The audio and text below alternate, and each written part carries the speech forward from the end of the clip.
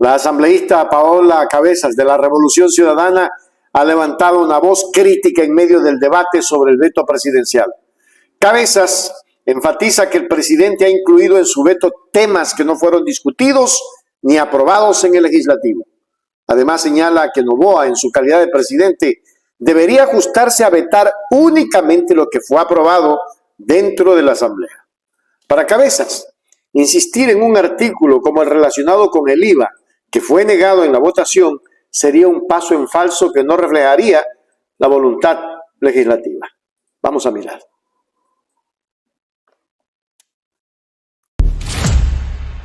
Esta normativa. Primero, desde la Asamblea, introducir nuevos impuestos como alternativa al incremento del IVA y ya dejarlos en el proyecto. Eso no se podía hacer. Digamos, tenían que rechazar el primer proyecto, archivar el primer proyecto, enviarle todas sus sugerencias al presidente de la República, el presidente de la República incluirlas en una nueva iniciativa que tenía que enviar nuevamente, tal vez con el carácter de urgente económico. Pero como lo están haciendo, inconstitucional. Pero bueno, así pasó y así fue. Solo les digo que si están conscientes de que sentar un precedente en este sentido, a futuro resulta súper peligroso. No sabemos los asambleístas del mañana qué se les ocurre introducir en medio de un análisis de una ley urgente. A ver, yo no soy abogada, pero siempre digo que cuando hay 5 abogados hay 20 criterios.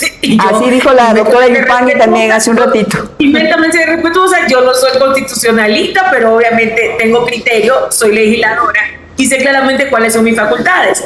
Indudablemente, Janet, las iniciativas en materia económica son del presidente. Eso nadie le va a quitar esa facultad al presidente de la República. Pero a los asambleístas nadie nos puede quitar el rol de legisladores.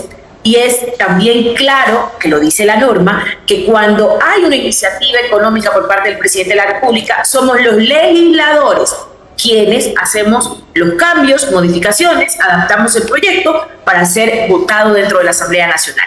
Es completamente respetuoso los análisis que puedan hacer, pero nadie nos puede quitar a nosotros esa facultad, porque el proyecto sigue siendo económico, no nos hemos saltado ningún tipo o no hemos introducido dentro de los cambios o de los aportes que hemos hecho dentro de la ley, nada que esté por fuera de la misma materia del proyecto. Entonces no sé quién nos puede quitar la facultad a nosotros, porque si no, el presidente sería dictador, él mismo propone el proyecto.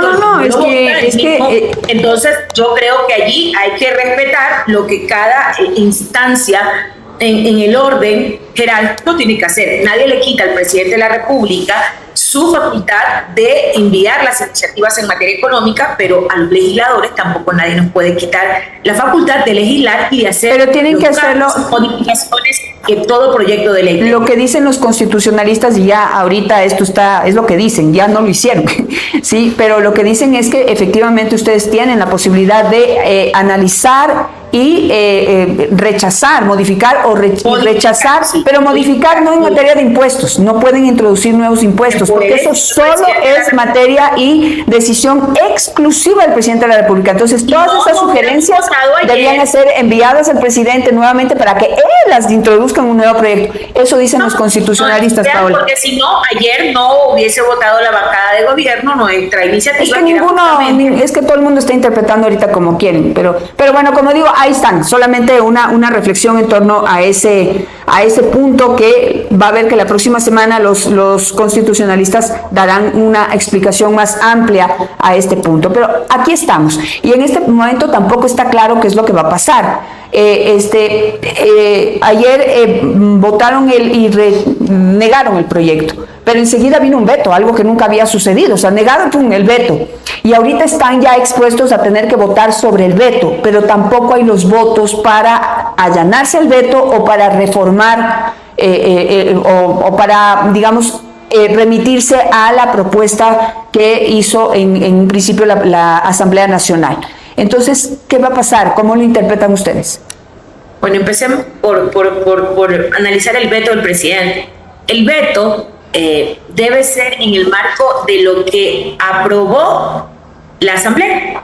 El presidente en su veto introdujo otros temas o introdujo algo que nunca se votó ni se trató dentro de la Asamblea Nacional. Gracias. Una más.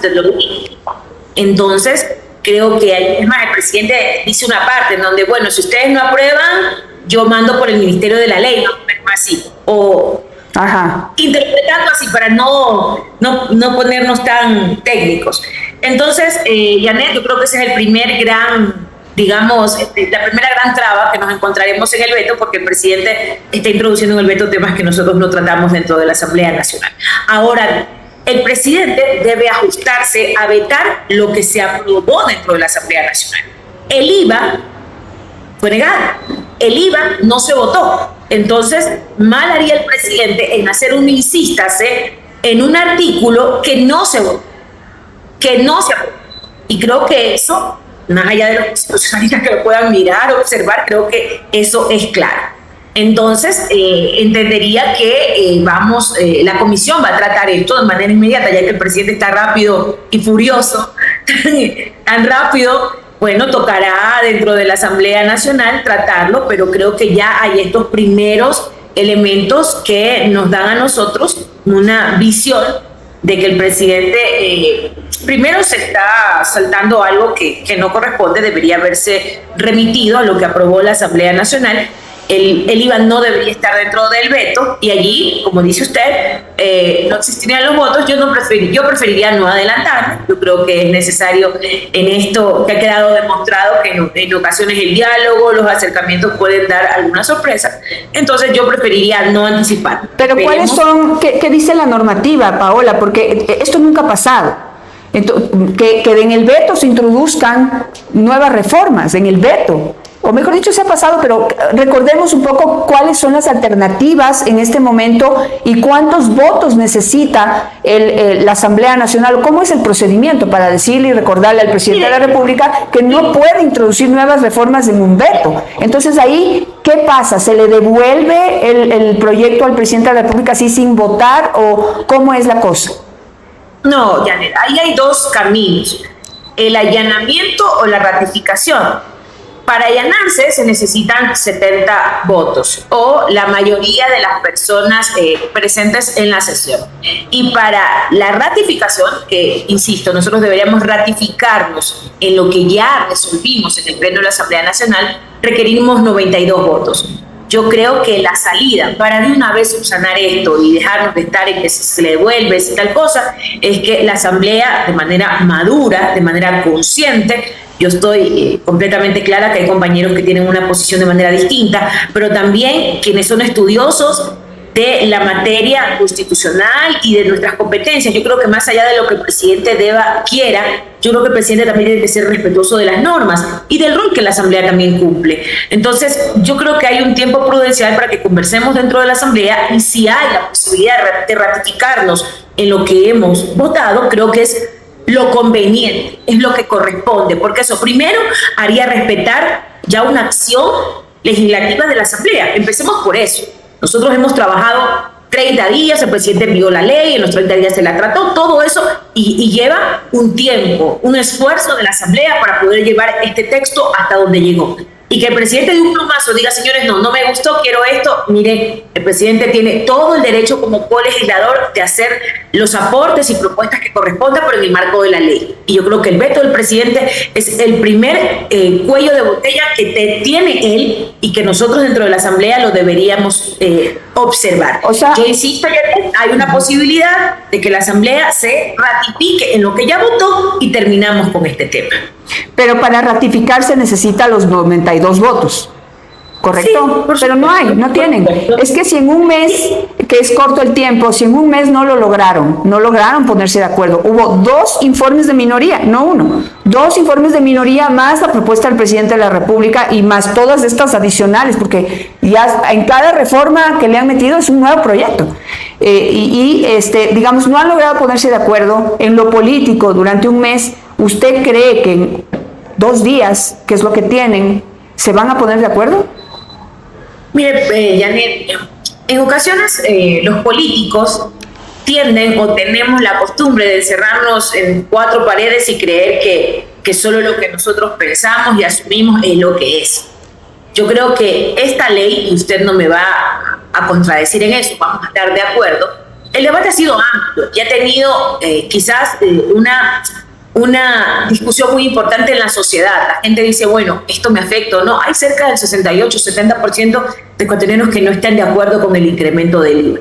Y yo creo que si la Asamblea ha logrado los números que hasta el momento ha logrado, en algunas encuestas hablan de un 60-62% de credibilidad, es porque hemos tenido la capacidad de sintonizarnos con la gente.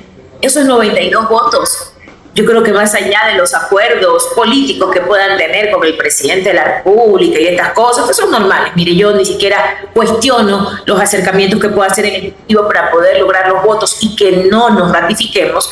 Yo quisiera apelar a los ecuatorianos que están contentos o a los legisladores que están contentos de la buena calificación que nos dan los ciudadanos, y es justamente porque deberíamos ser coherentes. Y si hay algo que yo aspiraría cuando votemos el veto, Janet, es que haya coherencia entre lo que la gente siente y lo que la Asamblea en este momento está haciendo para sintonizarse con esa demanda. La gente no quiere el incremento del IVA, no lo quiere. Más allá de lo Pero ¿quién hizo esa encuesta? ¿Hay algún estudio que respalde eso? Se lo pregunto, no lo sé. Sí, por supuesto.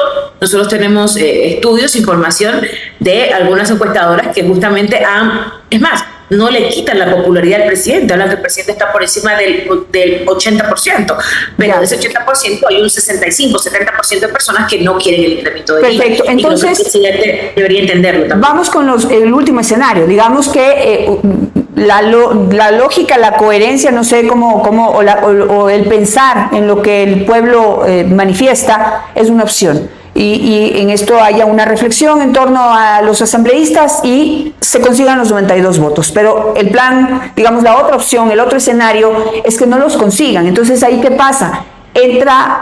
Se aprueba el veto, queda el veto como última palabra. Pero es que ahí hay una discusión y ojalá no tengamos que irnos a la Corte Constitucional porque mire, primero ya existe jurisprudencia, mi estimada Janet, cuando el presidente Noboa intentó también hacer el incremento del IVA en estas mismas condiciones, y ya hay un dictamen de la Corte Constitucional que le impidió que pasara de la manera. Algo similar sucedió ya en el gobierno de Gustavo Noboa. La Corte Constitucional debería acogerse ya a ese dictamen, el cual hay jurisprudencia, porque sería también nefasto que la Corte Constitucional hace años atrás mirara de una manera y ahora vea de manera distinta. Paola, entonces, no se olvide que el incremento del IVA del 2016 también lo declararon inconstitucional. Entonces, gracias, Janet. Yo creo que lo importante de todo esto, más allá de lo que quiere el presidente y más allá de lo que quiera la Asamblea Nacional, porque esto no es una medición de fuerzas, por si acaso, porque esto puede tomarse o malinterpretarse. Hay una medición de fuerzas entre el presidente y la Asamblea, no, para nada. Creo que nosotros hasta este momento demostramos madurez política para poder llegar a puntos comunes cuando creemos que se tiene que apoyar, pero en este momento el presidente está tomando una decisión equivocada que puede afectarle al país, a la economía de los ecuatorianos. Y eso hemos intentado durante estos 30 días que se hizo la discusión del proyecto económico urgente, darle al presidente alternativas. Él insiste en el IVA. Bueno, nosotros utilizaremos los mecanismos constitucionales, porque a mí me causaría estupor que la Corte Constitucional ahora mire para otro lado y le quiera validar al presidente. En medio de la controversia, la postura de Paola Cabezas arroja luz sobre las complejidades y los principios legislativos en juego. Su llamado a la coherencia entre el Poder Ejecutivo y Legislativo resuena fuertemente, destacando la importancia de respetar los procesos democráticos y las decisiones adoptadas por el órgano legislativo. Su advertencia sobre los posibles efectos negativos de insistir en un artículo rechazado refleja la necesidad de un debate transparente y equitativo en la búsqueda de soluciones efectivas para el país. Es que definitivamente no se buscó archivar esta ley, que hubiese venido después de un año, pero lamentablemente se votó en bloque y ahí están las consecuencias. Después vendremos y miraremos cosas peores.